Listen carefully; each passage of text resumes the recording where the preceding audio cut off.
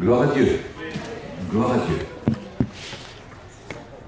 Le frère Founi m'a demandé de parler un petit peu sur les couples, sur le couple. Bien sûr, je parlerai du couple chrétien, mais je vais être obligé de prendre des exemples de mauvais couples que la Bible nous montre. Et j'aimerais vous dire avant tout autre chose que bien sûr le couple a été une institution biblique. Dieu dit qu'il n'est pas bon pour l'homme d'être seul. Bon, c'était au jardin d'Éden. En Éden, on ne mourait pas, en Éden, on n'était pas pécheur, et en Éden, on n'avait pas besoin d'être sauvé. On était pur et innocent. Et Dieu dit qu'il n'est pas bon qu'il soit seul, parce que Dieu pensait que l'homme pouvait remplir toute la terre. La terre en Éden, imaginez, pas besoin de maison, pas besoin d'abri. Il ne fait jamais trop chaud, il ne fait jamais trop froid. On n'a rien besoin, pas besoin de chiner. On a tout à la portée de la main. On n'est jamais malade et on ne meurt pas. Alors Dieu dit, voilà, que l'homme ne soit pas seul, qu'un maximum en profite, que la terre en soit remplie. C'était une pensée de Dieu, elle était bonne, elle était juste, elle était belle. C'était au-delà de tout ce que la chair pouvait demander. C'était une perfection. Une perfection, on ne craignait ni une mauvaise nouvelle, on n'avait peur de rien. Écoutez, c'était parfait. En plus fort que l'homme, ça n'existait pas. Dieu le place en disant, voilà, tu le gardes, ce jardin-là, et tu le cultives. C'est-à-dire, voilà, moi je n'ai fait un à l'est de l'Orient, mais toi, en un mot, tu pourrais l'agrandir jusqu'aux extrémités de la terre, pour y mettre toute ta postérité. Et puis, on ne sait pas ce qui s'est passé. On ne va pas faire le tribunal cet après-midi de Adam et Ève, parce que de vous à moi, je suis persuadé qu'il a péché beaucoup moins que moi. Et certainement beaucoup moins que vous aussi. On sait ce qu'ils étaient, on sait ce qu'ils sont devenus, et ensuite on sait ce qu'il est advenu d'eux. On ne parle plus d'eux comme étant des gens qui ont péché. Ce fut certainement des exemples incroyables dans la suite. Ils étaient appelés à vivre sur cette terre-là éternellement, pas besoin de sauveur. C'était une perfection qui nous échappe. Ils avaient tous les droits et plus grand qu'eux, ça n'existait pas. Le léopard était à ses pieds, le lion était à ses pieds, l'hippopotame était à ses pieds. Les bêtes les plus terribles, les plus grandes, vous savez que les dinosaures ont existé, on retrouve leur squelette. Des bêtes immenses, étaient à leur service. C'était l'homme qui leur donnait des noms, et s'il leur donnait des noms, il aurait pu donner même des fonctions, et les bêtes auraient obéi. Il n'avait pas à craindre la mer, elle ne se déchaînait jamais. Dieu avait franchi une limite où la mer ne devait pas dépasser. Il y avait de danger dans quoi que ce soit. Dans quoi que ce soit. Il n'y avait aucun danger.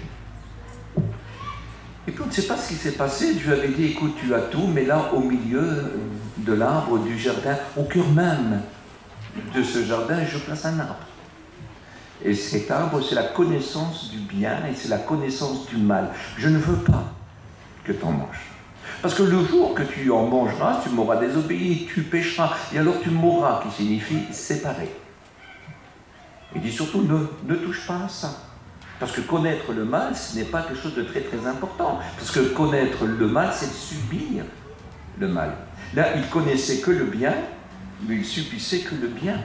Il n'y avait pas de tracas, il n'y avait pas de soucis pour le lendemain. Jamais trop chaud, jamais trop froid. Écoute, c'est exceptionnel. Hein. Écoutez, on n'a pas besoin de meubles, on n'a rien besoin.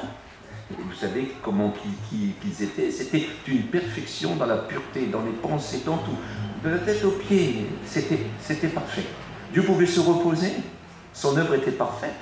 Dieu n'a pas fait des pécheurs, il n'a pas fait des pécheresses. Il a fait Adam et Ève qui étaient sans péché. C'était des hommes, c'était un homme et c'était une femme, c'était pas un petit bébé. Ils étaient parfaits, ils ne péchaient pas et ils étaient plus forts que tout. Ils étaient capables de dire non à tout, si Dieu leur en disait de dire non. Ils avaient cette capacité-là, ce pouvoir-là. Bon.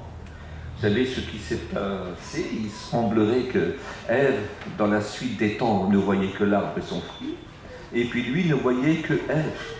Que tu préfères le fruit ou que tu préfères Ève, vous êtes coupables tous les deux pareil. Et il s'est passé qu'elle va prendre de ce fruit-là. Vous savez de quelle façon la chose s'est passée. Et elle va donner à son mari qui est à côté, puis il en prend, il en mange aussi. Quel est le plus coupable des deux? C'est vrai que c'est elle qui commence, mais c'est lui qui finit le travail. Les voici donc coupables tous les deux. Et je me suis dit, mais pourquoi qu'ils ont fait ça? Écoutez, pourquoi? Ils n'étaient pas satisfaits. C'est terrible, les gens qui ne sont pas satisfaits. On rend compte de ces gens-là, qu'ils ne sont plus satisfaits, parce qu'ils ont été satisfaits à un bon moment. Je ne sais pas combien de temps que ça a duré, mais d'un seul coup, ils ne sont plus satisfaits. Et ce qui est grave, parce qu'ils ne sont plus satisfaits, ils ne sont plus reconnaissants. Quand on n'est pas satisfait, on n'est pas reconnaissant. Ils ne sont pas satisfaits et ne sont pas reconnaissants. Et malheureusement, nous trouvons parfois dans les familles chrétiennes, dans le couple chrétien, des gens qui ne sont pas satisfaits. Et parce qu'ils ne sont pas satisfaits, ils ne sont pas reconnaissants. Et ça, c'est embêtant. Parce qu'après tout, le plus grand souci qu'on peut avoir dans notre vie, c'est de ne pas être sauvé. Mais quand on est sauvé, parce que de vous à moi, il est quand même écrit dans la parole de Dieu, si ce serait simplement dans ce siècle présent qu'on espérerait en Dieu, on serait les plus malheureux du monde. Si ce serait simplement dans ce siècle présent qu'on espérerait dans le Christ, écoutez, alors là, écoutez, ça ne vaut vraiment pas le coup, parce que si ensuite il faut aller en enfer, ça ne sert à rien.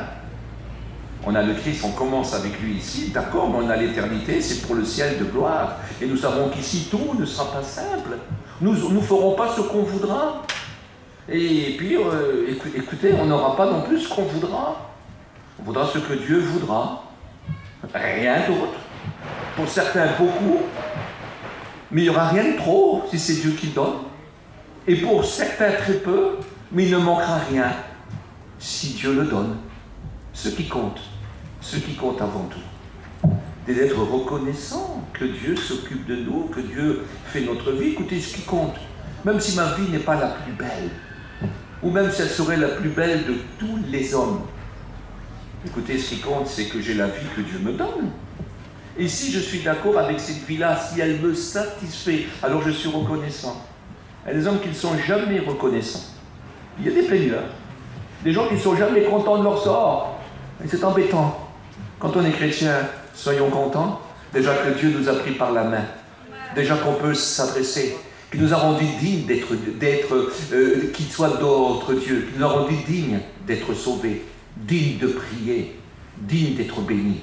C'est beaucoup parce qu'autrefois on était ce qu'on était. Vous le savez très bien. On était quoi? On était des étrangers, nous. On n'avait pas le droit de citer. On n'avait pas de nom.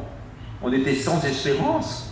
Et on était sans Dieu, c'est ce que le livre, je pense, de Colossiens nous rappelle. On était sans rien. Mais aujourd'hui, en Christ, nous avons été réconciliés avec Dieu. Et ce qui compte avant toute chose, je sais que la vie, elle n'est pas belle pour toi, mais elle n'est pas mieux pour moi.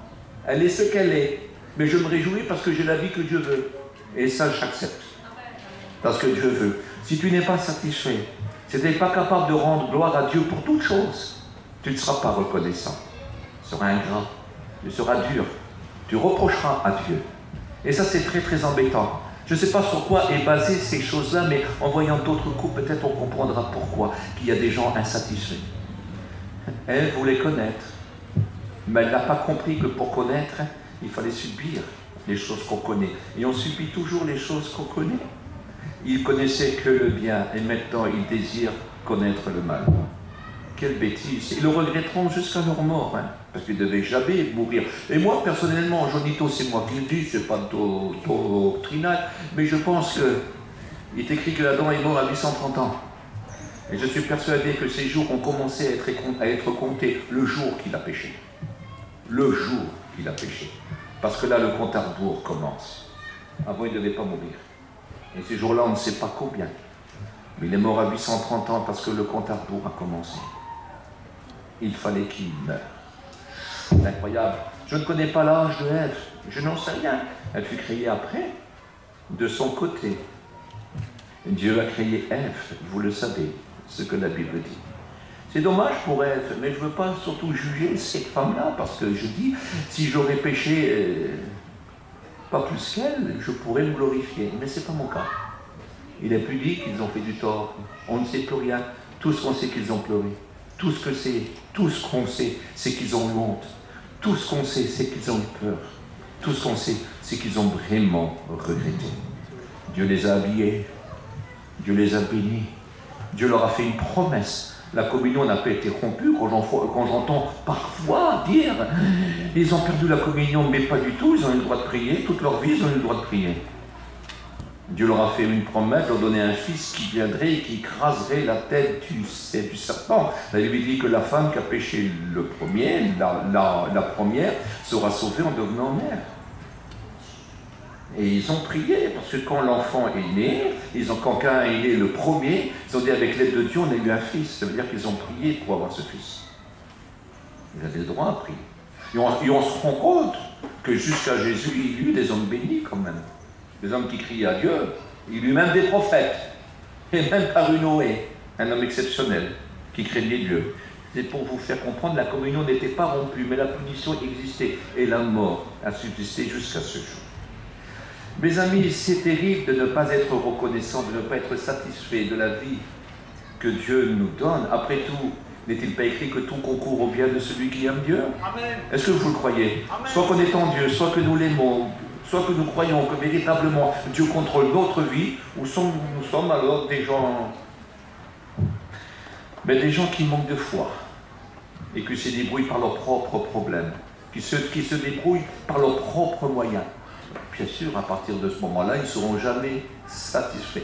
Mais quand on croit véritablement que c'est Dieu qui dirige tous les débats, alors on dit après tout, Dieu contrôle tout. Il a tout sous son contrôle. Et il a ma vie sous son contrôle. Écoutez, n'est-il pas écrit 365 fois, ne crains point?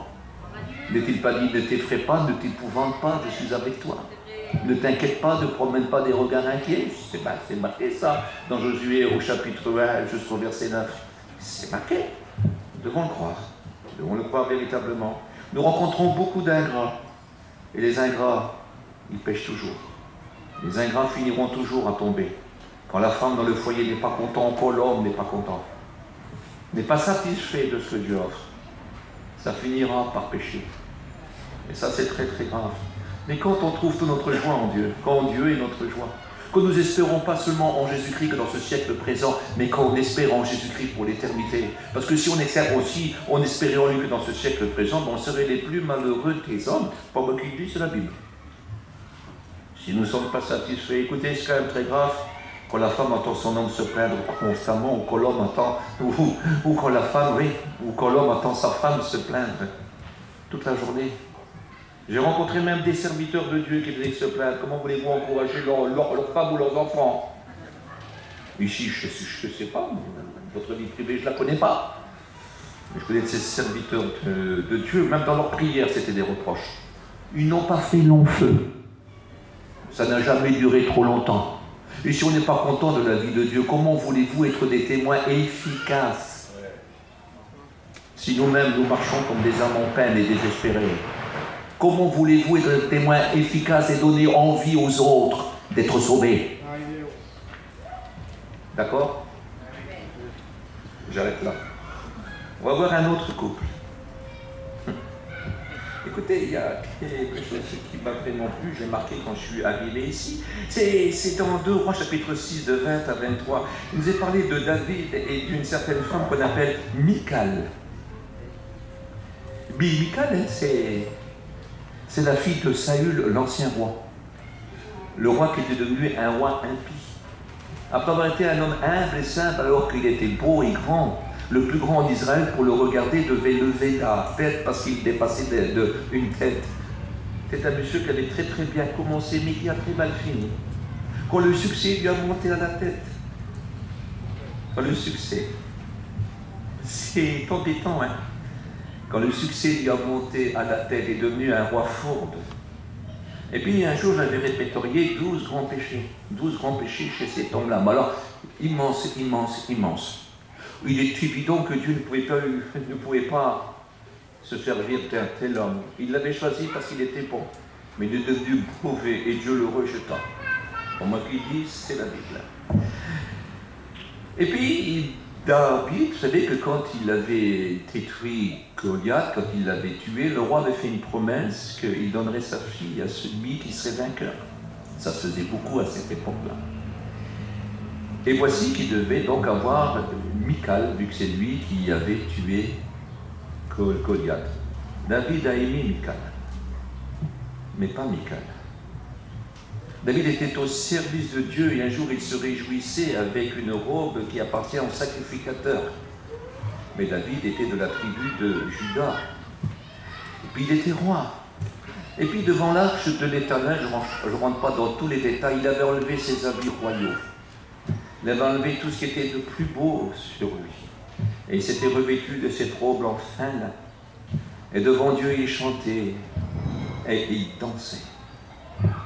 Et elle l'a vu. Elle lui dit, c'est ça le roi.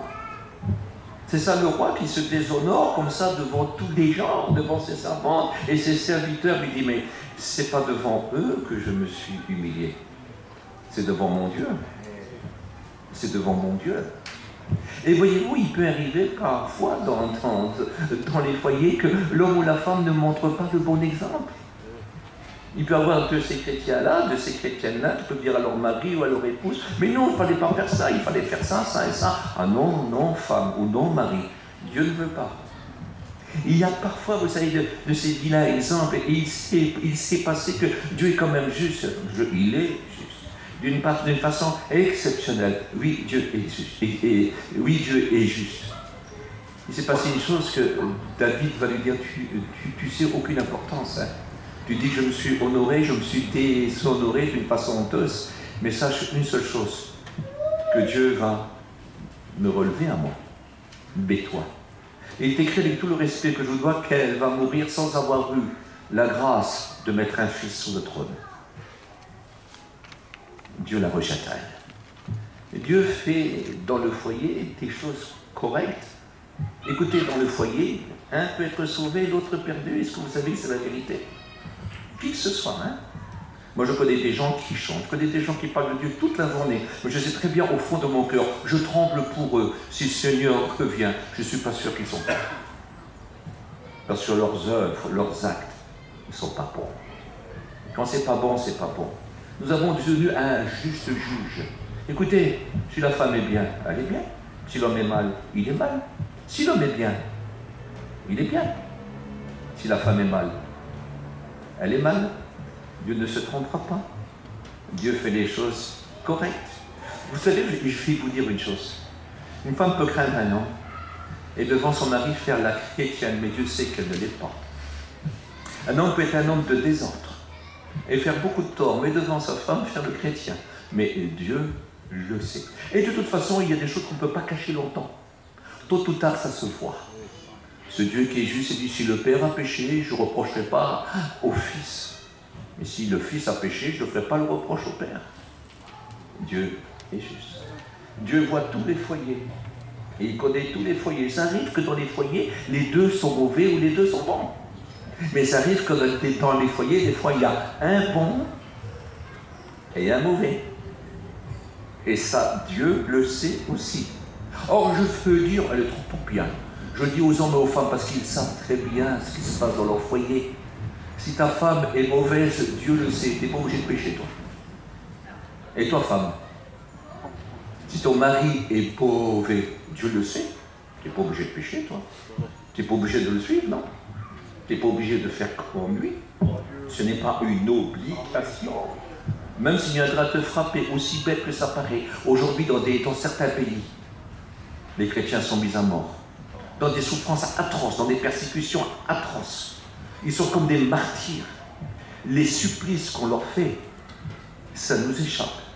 Dans des souffrances incroyables. À ce moment, il y a un homme dans le couloir de la mort. Il est marié et il a des enfants. Et sa femme est en prison. Et ses enfants sont placés. Mais lui, il est condamné à mort. Il attend la mort. Il est arrivé à laisser passer un message. Pas seulement pour sa famille, pas seulement pour son église, mais pour la terre tout entière. Soyez persévérants. Jésus vient bientôt. Oh. C'est incroyable, hein, non? Des hommes véritables, des véritables. Quand il a passé au tribunal, il a laissé passer un message en prison. Il avait déjà emmené 10 personnes à l'évangile. Il n'arrêtait pas. Ce sont des hommes persévérants, des vrais témoins. Témoins de Jésus-Christ. Écoutez, la Bible dit, si quelqu'un veut me suivre, qu'il renonce à lui-même, qu'il se charge de sa croix et qu'il me suive. C'est-à-dire qu'il y a des moments qu'il faut s'oublier, que tu sois riche ou pauvre, malade ou en bonne santé, que tes enfants ou ton épouse n'est pas terrible, ou ton mari et tes enfants ne sont pas terribles, ou tes enfants ne seraient pas terribles. Aucune importance. toi, quand le Seigneur te demande de porter ta croix, de la montrer, de la faire parler, de l'emmener là où il veut, quand il dira qu'il me suive, je lui montrerai. Il faudra le faire. Dans tous les domaines, nous devons rester fidèles. Nous sommes vainqueurs et plus que vainqueurs par celui qui nous fortifie. Et on peut tout par celui qui nous a aimés. Quel dommage. Quand j'entends ces hommes dire c'est à cause de ma femme, ou les femmes disent c'est à cause de leur mari, Jésus répond c'est à cause de toi. Tu n'es pas obligé de pécher. Dieu te donne la force de triompher jusqu'au bout. C'est à cause des sœurs, c'est à cause des frères, c'est à cause du pasteur. Moi, personne ne me fait pécher. Si je viendrais à pécher, c'est que j'aurais choisi de pécher. Mais personne ne me fait pécher. Car en moi, j'ai celui qui me donne la force de ne pas pécher si je veux lui obéir. Nous gardons une certaine liberté. On dit oui ou on dit non. Il dit ne rajoutez rien, ça viendrait du malin. Nous, on est dans les mains du Maître Jésus. Nous pouvons vivre. Nous continuons, c'est terrible de trouver dans des foyers du mépris, soit de l'homme, soit de la femme, des embûches. La Bible dit qu'il faut que des scandales arrivent. Mais malheur par qui il arrive. La Bible dit, maudit soit l'homme qui est une occasion de chute pour son frère. Il faudrait mieux pour cet homme qui s'attache autour de son cou une meule de moulin, ça peut faire plusieurs tonnes, et qui se jette dans la mer, c'est-à-dire qu'il disparaît. C'est beaucoup mieux qu'il ait fait ça, ça aurait été mieux qu'il fait ça, ou qu'il devienne une occasion de chute. C'est encore plus grave d'être une occasion de chute pour quelqu'un. Nous devons donner notre vie pour le salut du monde, et donner notre vie pour le bien-être de notre frère, de notre sœur. On doit aimer notre ennemi. On doit aimer notre ennemi. Je ne sais pas si vous réalisez ça. Et quand je pense que des fois on trouve dans des foyers, on trouve des gens qui sont des occasions de chute pour les autres. Soit pour le mari, soit pour les fous, soit pour l'épouse, soit pour les enfants, soit pour le beau-père, soit pour la belle-mère, soit pour la belle-fille, soit pour le cousin, soit pour le frère, soit pour la sœur. C'est horrible. C'est horrible. Nous devons être ce que nous sommes, que votre douceur soit connue de tous. Nous devons être connus comme des gens gentils. Que votre douceur soit connue de tous, par ceux qui ne vous aiment pas, par ceux qui vous persécutent, par ceux qui sont gentils. Dans tous les moments, il est écrit, je veux qu'en tout temps et en tout lieu, les hommes prient en élevant devant Dieu des mains pures, sans colère, sans mauvaise intention, sans mauvaise pensée. Je veux qu'en tout temps. Il y a 28 temps, hein, des temps faciles et des temps durs. Des temps où on est grand, ou des temps où on n'est plus rien. Des temps où on est recherché, ou des temps où on est rejeté.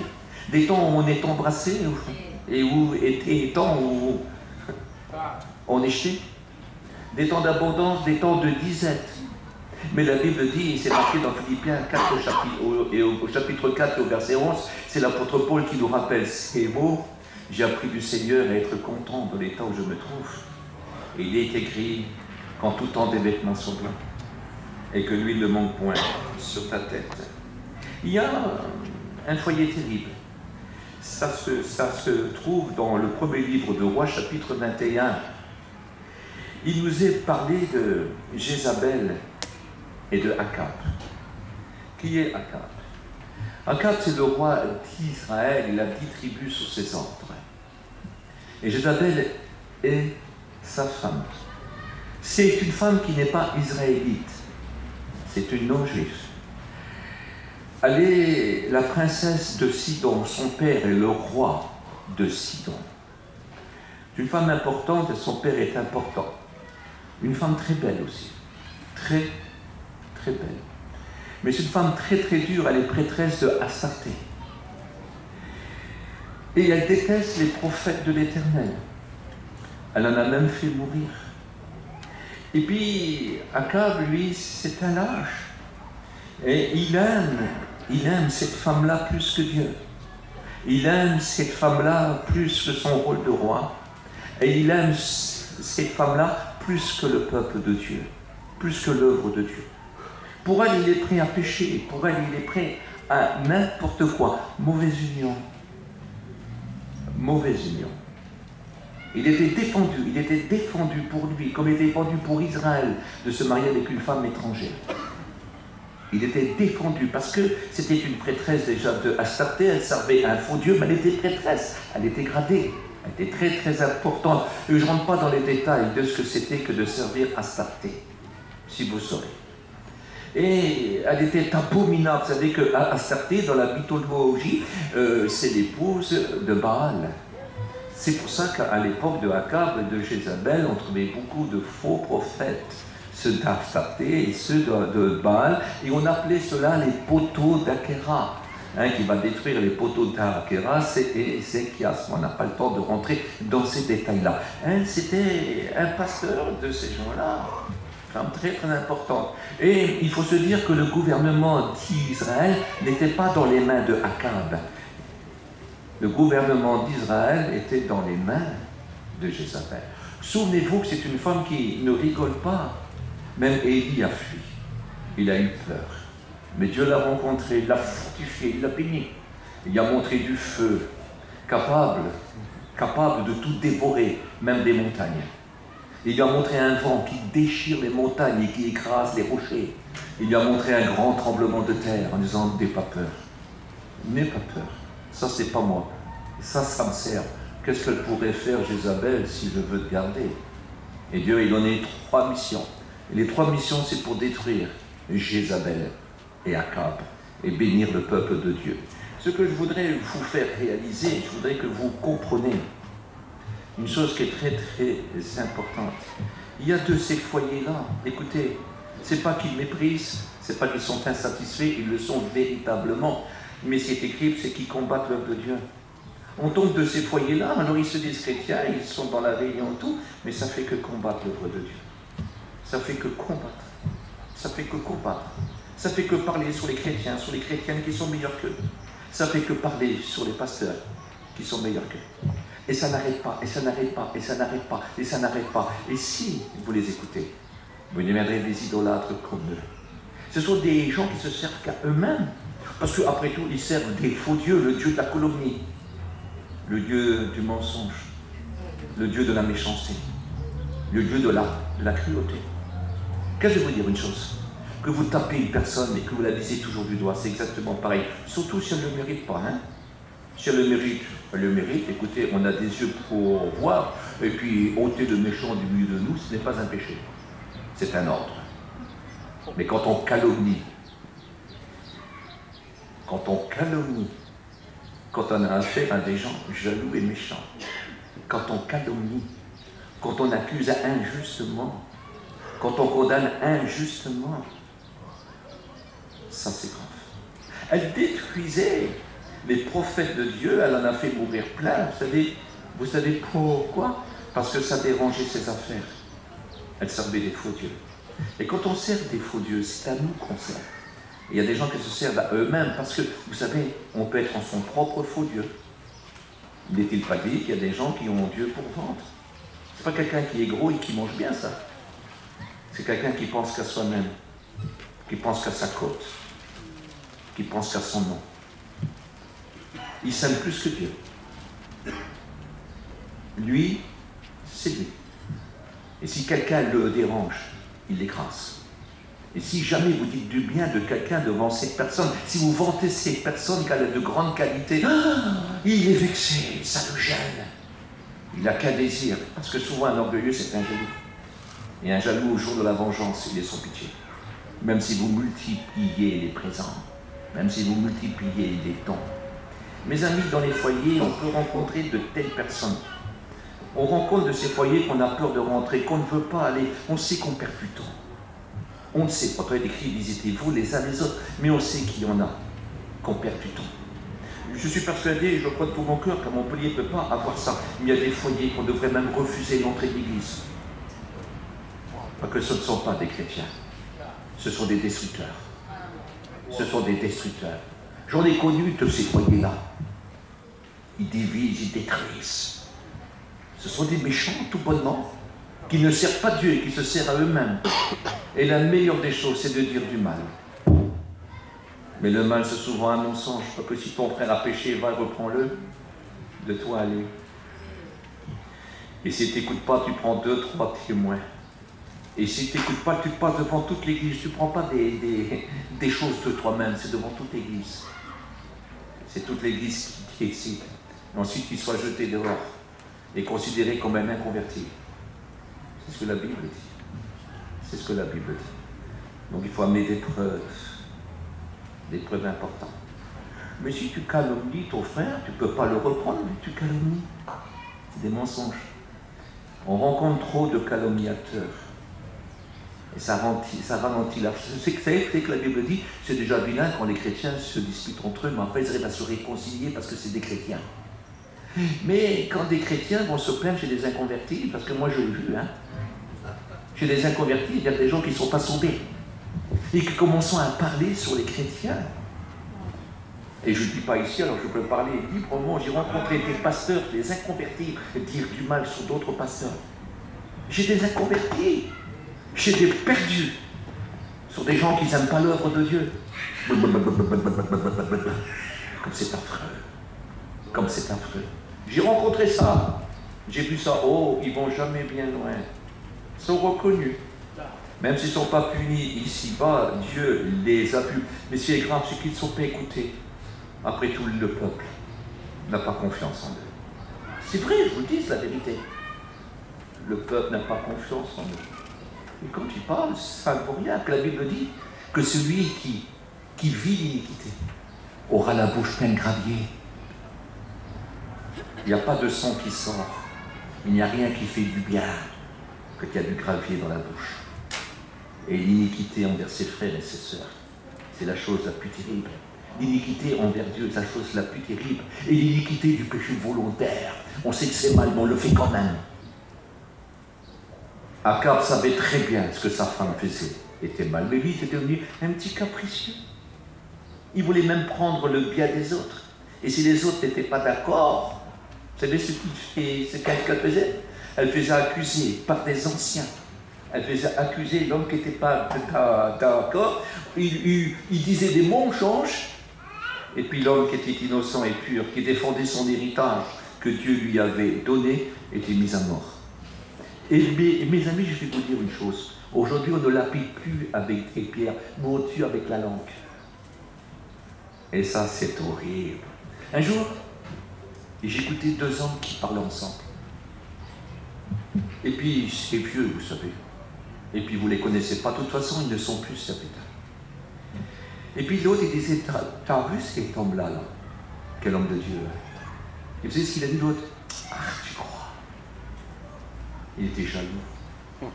Et quand j'écoutais ça, ça m'a fait un froid en moi. Ah, tu crois? Est-ce que tu as des preuves à prouver pour dire tu crois? Ah, t'es certain, tu crois ça, toi? Il dit oui, je crois. Ah. Il n'a pas pu dire pourquoi, tu disais ah. Mais il a laissé suspicion, et moi ça m'a glacé. Ça m'a glacé de la tête aux pieds. Et j'ai dit, cet homme, ça ne sera plus mon ami. C'est terminé. Il était jaloux. C'est horrible ça, hein? C'est horrible. La Bible dit, ne louez jamais un homme en plein jour. Imaginez, un mari, il rentre chez lui, et ça, t'as vu le chrétien là? T'as vu le pasteur là? Et lui, un petit peu jaloux, bon, ça va, me dire oui. Parce que grâce à cet homme-là, sa femme est bénie, ses enfants sont bénis, son foyer peut être béni. Non, non, non, il n'est pas d'accord, il est jaloux. C'est horrible ça. J'ai rencontré ça, moi. J'ai rencontré de ces foyers-là. Le couple chrétien n'est pas comme ça. Vous savez, il ne faut pas toujours voler, mentir, escroquer. Hein? Non, non, non, non, non, non, non, non. Hein? On peut détruire l'œuvre. On se basait pour une blanche colombe. Oh, on n'a pas de faux papiers, on ne boit pas, on ne se drogue pas. Non, non, non, non, non, non. On travaille honnête, on travaille à la mairie, on ne fait rien de mal, on a nos fiches de paye. Oui, d'accord, mais ta langue est remplie de venin. Ta langue, c'est le monde de la GM. Et ça, c'est grave. Ça, c'est monstrueux. On continue? Ouais. Vous n'êtes pas en colère? Anania et sa femme Saphira. Ça, c'est des chrétiens qui ont de l'orgueil spirituel. Ben ouais. Pour être admirés, ils sont prêts à mentir. Écoutez, ils avaient fait une chose belle. Ils avaient vendu un terrain et ils avaient apporté la moitié à l'œuvre de Dieu. C'était beau, mais c'était pas obligé. Ils l'ont fait. Mais c'est magnifique, écoutez. Écoutez, c'est quand même beau, un terrain. Si vous apportez la moitié, vous apportez quand même plusieurs millions. Mais c'est quand même beau, quand même, Seigneur.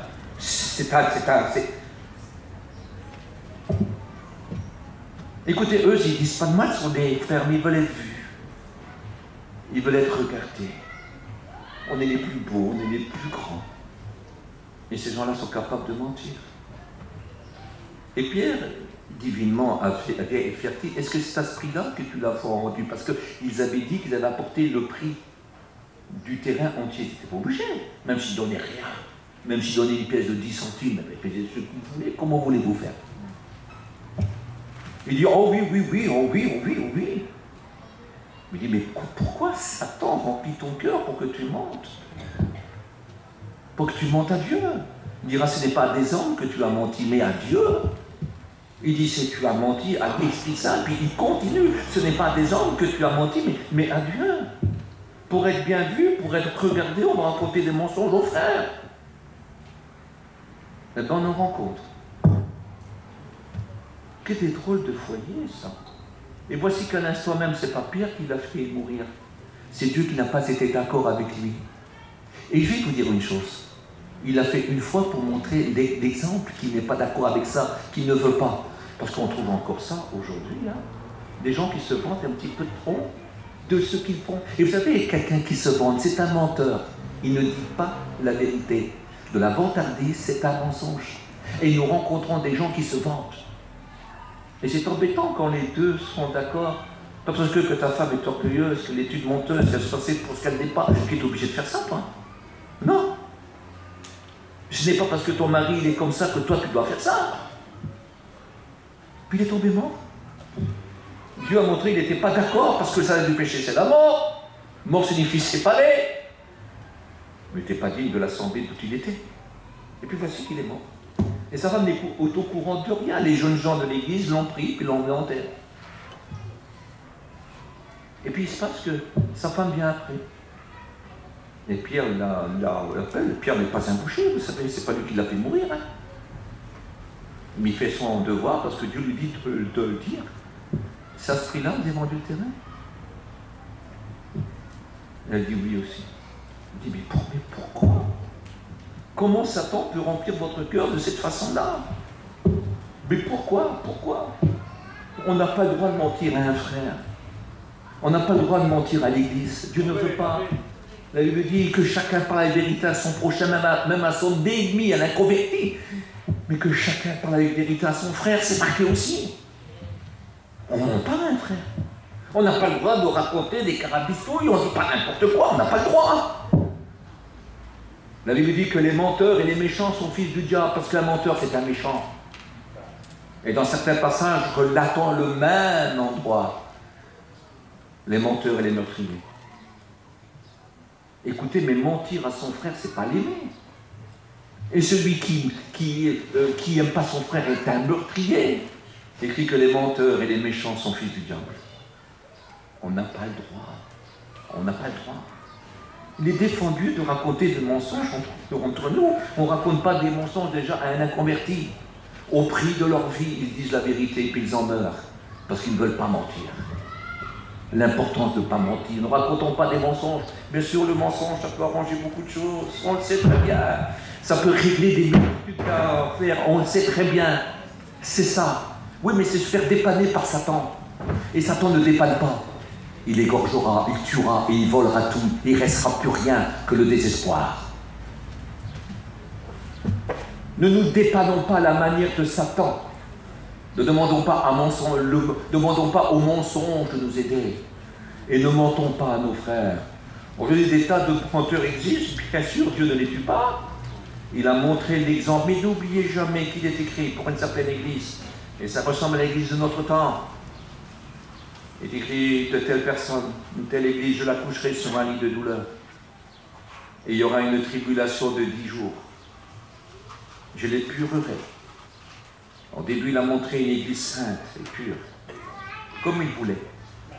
avant de l'enlever, il voudra préparer une église sainte et pure. Je vous promets, c'est vrai. Ne jouons pas au mensonge. Ne rigolons pas avec le mensonge. Dieu ne veut pas. Que chacun parle avec vérité, même si ça t'humilie, même si ça va te rabaisser. Dis la vérité. Amen. Dis la vérité. Ne mens pas. Parce que si tu mens, écoute-moi, Rabbi.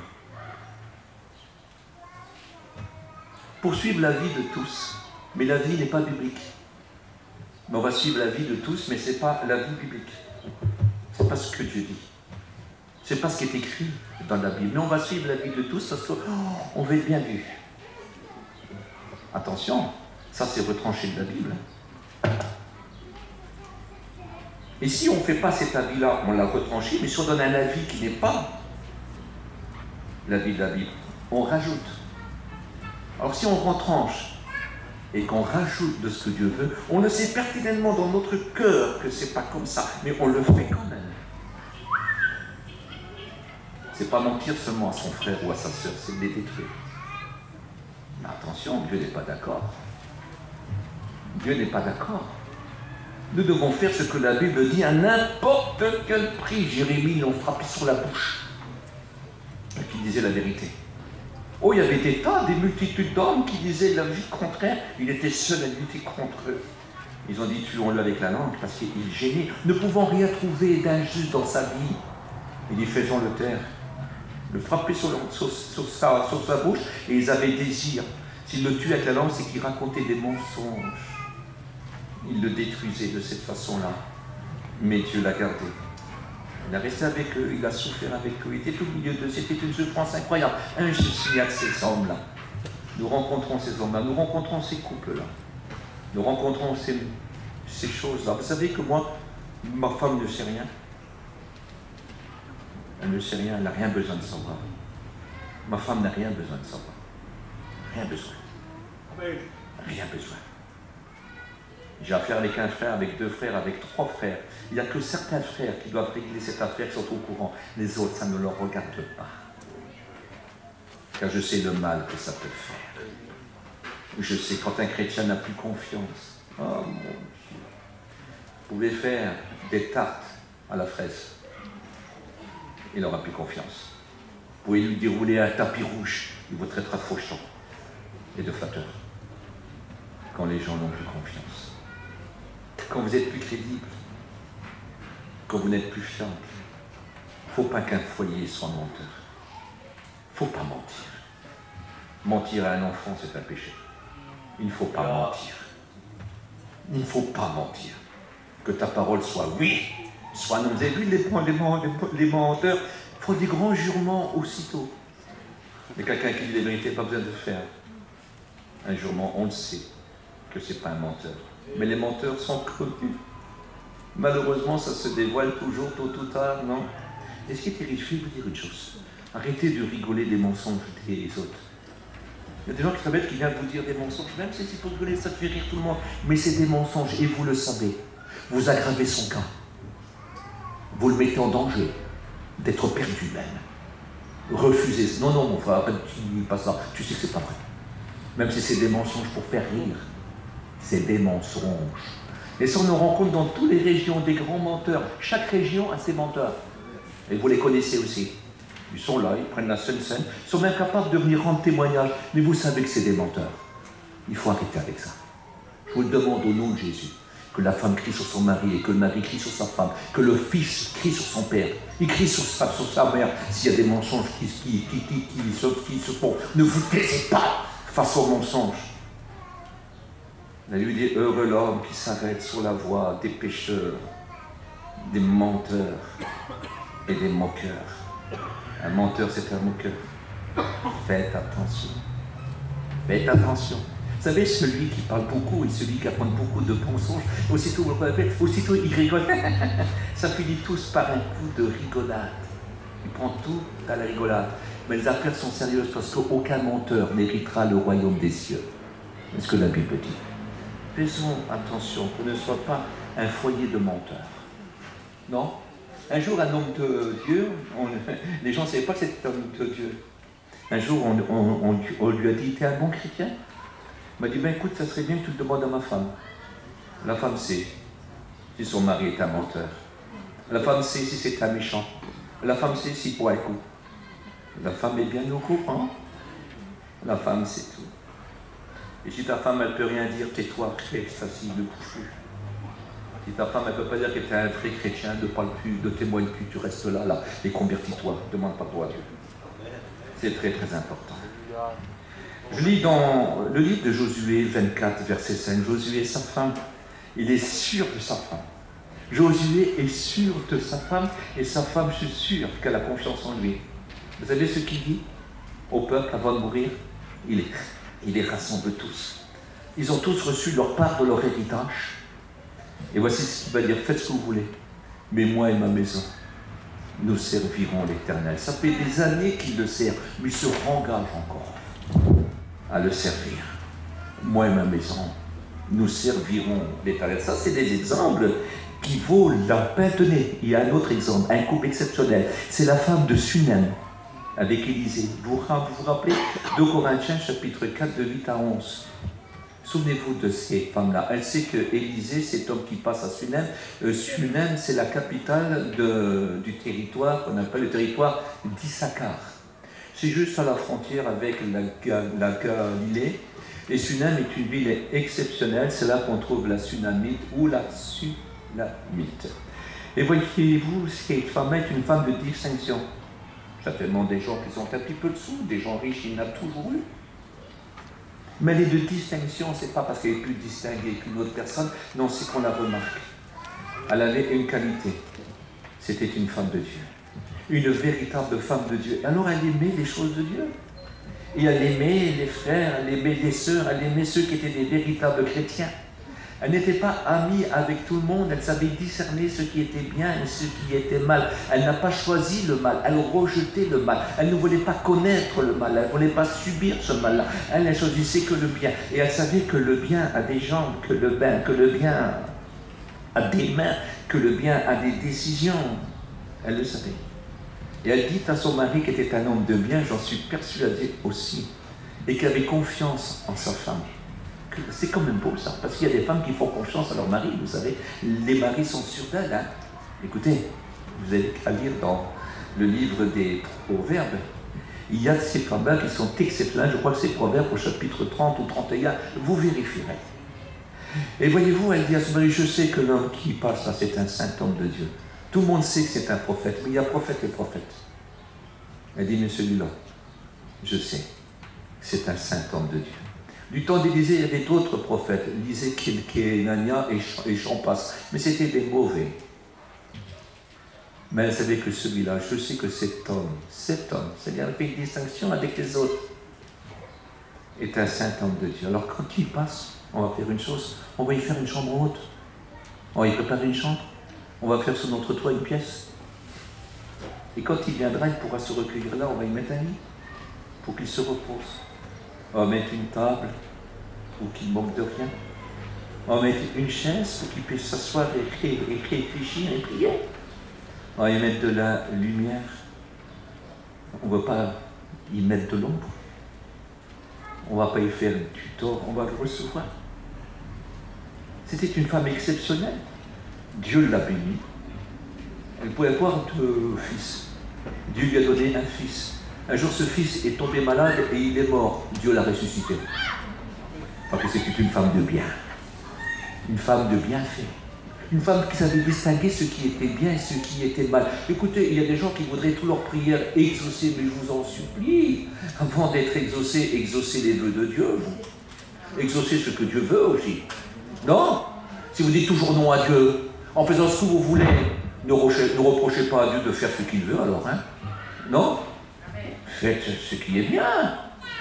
Le bien vous attirera que le bien. Non? Le mal n'attire que le mal. Elle désirait le bien, elle eut un fils. Ce fils a été gardé, a été protégé. Il est mort un jour, mais Dieu l'a ressuscité et il lui a rendu. Quelle importance, quelle importance. Vous voulez être béni? Vous voulez vous en sortir véritablement? Mais faites le bien. Exaucez Dieu aussi. Dites oui à ce qu'il vous demande. Faites ce qu'il veut que vous faites. Non? C'est très très important. Demandez à Dieu de contrôler votre vie. Mettez-vous dans la main de Dieu, parce que dans la main de Dieu, tout est bien. Laissez-vous diriger par Dieu. Demandez à Dieu de diriger votre vie. C'est-à-dire, je vais faire ce que tu veux, pas ma volonté, mais ta volonté. Écoutez. Ah, j'en ai marre, hein. Ouais. Laissez-le, laissez-le. Quelle importance. Quelle importance. Laissons faire Dieu. Écoutez, la parole que j'ai, elle n'est pas sévère. C'est une parole tellement juste. Vous vous êtes rendu compte qu'il y a des choses qui plaisent à Dieu et d'autres choses qui ne plaisent pas à Dieu. On doit faire ce que Dieu veut. On continue, un petit exemple encore. Allez, allez, on passe, allez. Aquilas et sa femme Priscille. Vous lisez ça dans Romains 16, dans 2 Timothée 1,19, et encore d'autres versets de la Bible, mais je n'ai pas le temps de vous en parler. Ce sont des gens qui n'étaient pas israélites, mais des chrétiens véritables. Des gens qui aimaient véritablement Dieu et qui se sont convertis à Dieu. Et ce couple était incroyable, incroyable, incroyable. Il s'était mis tout entier au service de Dieu. Aquilas était un puissant serviteur de Dieu. Et Priscille était à ses côtés. Elle n'était pas ministre, elle, mais elle était son mari. Elle suivait son mari tout partout. Elle était fidèle. Écoutez, elle avait des qualités. Écoutez, ce sont ce genre de gens-là qui ont consolé l'apôtre Paul. Ce sont ces gens-là qui ont aidé l'apôtre Paul. Souvent, ils pensaient qu'au service du Maître Jésus. Et mais ils étaient des constructeurs de tentes, vous savez. Et puis, ils les vendaient. Et puis, l'apôtre Paul, quand il était dans le besoin, il venait vers eux. Et puis, ensemble, ils faisaient des tentes ensemble et ils partageaient tout ensemble. C'est des gens incroyables. Et quand vous voyez une petite erreur, un jour, celui qui deviendra un très grand prédicateur, il prêche mieux que l'apôtre Paul. Il a plus d'éloquence. Il est éloquent et versé dans les Écritures. Il deviendra un enseignant, un immense enseignant. Il est écrit que Apollos et Zénas étaient docteurs. Il deviendra un immense. Mais au début, non. Et puis, des fois, il se trompait. Alors, Aquilas et Priscille l'ont invité, viens voir. Et puis là, Aquilas a pu l'enseigner. C'est pas comme ça, c'est pas comme ça. Et celui qui deviendra un grand enseignant, il était humble, il écoutait. Et certainement, quand Aquilas devait expliquer, Priscille faisait ça. Puis Apollos, il dit, ouais, c'est vrai. Oh, ça devait être beau. Non, ça devait être beau de les voir ensemble. C'est beau ce foyer là. Ce beau foyer là. Non? Ces foyers que la femme est là avec le mari, ensemble ils sont pour Dieu. Il y en a un qui n'a pas le ministère, mais l'autre lui tient les mains levées. L'aide le protège. Ce ne sont pas des obstacles. On rencontre parfois dans les familles chrétiennes, écoutez, tout le monde n'est pas serviteur de Dieu, mais voilà, c'est pas dans ce foyer-là qu'on s'en sort. C'est pas dans ce foyer-là qu'on trouve ce qui est bien. Soyons des Priscilles et des Aquilas, des gens attachés à Dieu. Écoutez, là, l'apôtre Paul dit, quand je les ai vus arriver, ça m'a fait un grand bien. Quelle grande consolation quand j'ai vu mon frère Aquilas, quand j'ai vu Priscille. Écoutez, il recevait beaucoup en travers eux. Soyons de ces foyers-là, de ces couples-là. Écoutez, je vais vous dire une chose. J'ai un foyer, moi. Des douleurs, on en a. Comme tout le monde. Je vais pas me plaindre. La maladie, on sait ce que c'est. La souffrance, on sait ce que c'est. Les injustices, on les a subies aussi. Des choses qui étaient dures, on connaît. Des enfants qui vous font mourir, on sait ce que c'est. On sait. On sait tout. Mais même s'il n'y a rien chez moi, ma valise est préparée pour que je parte travailler pour Dieu. Et si même ma femme va se contenter d'un bol de riz, elle est d'accord, pars, travaille. Ma femme malade, qu'elle fut malade très longtemps, puis bientôt il faut qu'elle passe dans une opération. Mais il y a eu un moment où elle était malade d'une autre maladie très importante. Elle disait, vas-y, non, vas-y. Un jour j'ai pris le train, et juste au moment de partir, quelqu'un est couru vers toi, viens vite, ta femme, ça va pas, ça va pas. Avec le respect que je vous dois, son sang partait partout. Jusqu'à la dernière minute, elle a voulu que je parte servir le Seigneur. Je l'ai emmenée à l'hôpital, elle fut opérée d'urgence. Jusqu'à la dernière seconde. C'est toujours ça, s'excusez pas d'être malade pour que je serve Dieu. Et ça, C'est important. Un jour, je suis tombé malade. J'étais malade pendant 2 mois. J'en étais riche à 2000 francs. Et les 2000 francs étaient dans le placard, là. Je me suis retrouvé à l'hôpital, les 2000 francs étaient dans un gant de toilette. C'était les anciens francs. Et ma femme a pris tous les jours de l'argent. Elle venait me voir à l'hôpital, elle faisait à manger pour les enfants. Et quand tout a été fini, 2 mois après, il y avait 2000 francs dans le gant de toilette toujours. C'était les femmes de Dieu, ça. Une femme de Dieu. Un jour, j'ai ma fille qui était remplie de polypes de la tête aux pieds. Les polypes rentraient dans sa bouche. Et moi, je ne sais pas pourquoi, je suis un papa tout le monde. Mais peut-être certainement vu de Dieu. Je dormais. Et ma femme a passé la nuit en prière à genoux. Et le lendemain, il n'y avait plus rien. Ma fille était complètement délivrée de tout. Quelle importance, non? Alors si vous la voyez, elle a honte de tout, elle est gênée. Elle a du mal à vous parler, elle a honte. Elle a honte. On dirait, oh, c'est la nièce en mince. Elle n'a rien d'important, elle n'est pas belle, elle n'a rien de Claudia Cardinal. Mais la vraie beauté est intérieure. Je me dis, elle n'est pas terrible, comme ça, mais alors même l'intérieur, c'est du diamant, ça, comme pour moi-même. C'est la plus belle du monde. Gloire à Dieu. Est-ce que vous voyez, c'est la plus belle du monde. Alors quand on la voit, pourtant, c'est pas Brigitte. Hein. Et voilà. Mais c'est la plus belle. Parce que la beauté est vaine, la grâce est trompeuse. Mais la femme qui craint Dieu sera louée. Il y a l'importance. C'est ça le couple. C'est ça le couple. Croyez-vous que je pourrais être là? Je n'aurais pas eu une dame comme ça. Croyez-vous que je pourrais passer ma vie comme ça, constamment, si elle ne serait pas d'accord? Mais ma valise est préparée. Elle me dit, quand est-ce que tu pars? Tu serais bien, pendant 2 jours. Elle est contente. Et elle prie. Et c'est là qu'elle prie plus encore. Quand je ne suis pas là. Je ne sais pas si vous vous rendez compte. Cette importance. Une dame, c'est ça. Oh, elle n'est pas parfaite. Mais alors elle y court, hein. Et son Seigneur, elle l'aime tendrement. Alors elle ne sait pas parler comme ça, mais vous la voyez dans les rues. Des fois, elle a du mal à marcher, vous savez. Elle a du mal à marcher. Mais alors tout le monde y passe. Le boulanger, le pharmacien, le charcutier, les gens qui passent. Quand l'électricité nous s'arrête, ça y est, c'est de l'évangélisation assurée, on sait. Elle donne des évangiles à tout le monde. Elle a pris mon argent pour acheter des couvertures, des souliers, pour acheter des chaussettes à des pauvres qui sont dans la rue. Elle les prend dans le trottoir, les amène à la réunion en ville. Elle s'occupe d'eux. Elle reste longtemps aux commissions. Ben oui, elle donne des prospectus, elle les met sur les autos, elle arrête les gars qui sont dans la rue, elle parle et puis elle marche comme ça. Parce qu'elle est malade. Vous vous rendez compte? Mais malgré dans sa faiblesse, elle sert Dieu. Et ça, c'est important.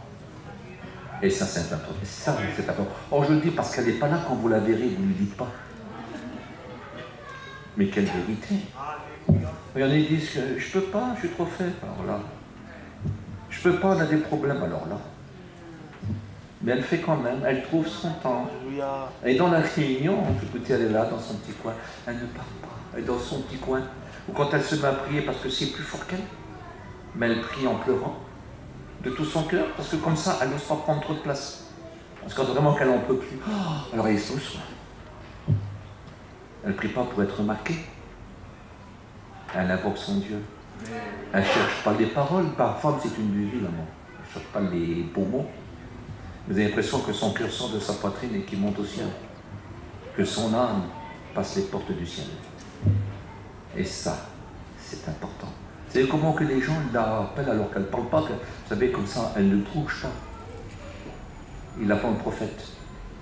Il dit, si elle prêcherait, c'est celle-ci à côté de toi, hein. Je sais. Je sais, heureusement que le Seigneur ne veut pas, hein. Elle prendrait ma place. Hein. Est-ce que vous comprenez? Ça, c'est des folies. Alors moi, j'essaye de faire ce que je peux. Tout ce que je peux. Mais je me dis quand même 80% ça vient d'elle, hein. Non? Elle me laisse libre, hein. Il y a des gens qu'on trouve à redire, il a une femme malade, il a des problèmes, il a ceci, il s'en va se promener, mais qu'est-ce qu'il fait? On m'a même accusé de choses beaucoup plus graves. Mais je continue. Parce qu'elle ne serait pas d'accord. Elle ne voudrait pas. Du moment où je pars, je la regarde, elle va, vas-y, dégage. Elle ne sait pas flatter, elle ne sait pas dire des petits mots doux, elle. C'est pas mon chéri, mais va servir Dieu. Elle ne flatte pas. Elle écoute, c'est une duvée. Vous savez, les gens, des fois, qui sont trop bien, qui sont trop sensibles, ils ne savent pas dire des petits mots doux. Ils ne sont pas comédiens. Ils sont bruts. Va, dégage, va. Et après, aussitôt que je rentre alors, c'était bien. Dieu a béni. Quelle différence. Et ça, c'est important. C'est important. C'est important. Elle n'a pas toujours raison. Mais elle n'a pas souvent tort. Est-ce que vous comprenez? Et ça, c'est important. Et le foyer, c'est pour servir Dieu. Quand Dieu a donné Ève, écoutez, j'arrête après. Ève, elle n'avait pas de nom, elle s'appelait femme. C'est quand elle a péché qu'elle a eu un nom. Elle s'appelait femme. Il avait donné comme une aide. Mais le vrai texte, c'est pas aide, c'est critique. C'est-à-dire, écoute-moi bien. On était une critique l'un pour l'autre, pour que tu t'améliores. Ah non, c'est pas beau ça. Ah non, c'est pas bien, hein. Il faut faire ça. Elle n'a pas été une critique. Qu'est-ce que c'est embêtant. Elle avait quelque chose de particulier, c'est qu'elle a détourné les yeux d'Adam sur elle. Elle a détourné ses yeux de Dieu puis de Adam. Elle a vu que le fruit. Quel problème. Et pour toujours avoir son sourire à elle, il a mangé comme elle de l'arbre défendu. C'est embêtant ça, hein? C'est embêtant. Mais néanmoins, c'est grâce à elle que Jésus est né. Non? Ah oui. Alors pour de cette femme que tu as séduit en premier, un homme va naître et t'écrasera la tête. C'est ce que le Seigneur dit. Quelle importance. Quelle importance. Ils ont fini bien. Il faudrait qu'on finisse bien aussi, non? Non? Ils ont fini bien. On ne peut pas finir mieux qu'Adam et Ève. Ils ont amené le Seigneur, le Sauveur du monde sur la terre. Aujourd'hui, on peut finir mieux qu'en Éden. Mieux qu'en Éden. Je ne rentre pas dans les détails, mais un jour, on retournera sur la terre 1000 ans avec lui, ça sera Éden sur toute la terre. On aura un corps glorieux, ressemblant au Maître. Mais on aura mieux qu'Éden. On ira au ciel. À ce corps glorieux, on ne péchera plus. On ne péchera jamais plus. On ne sera jamais tenté par le mal.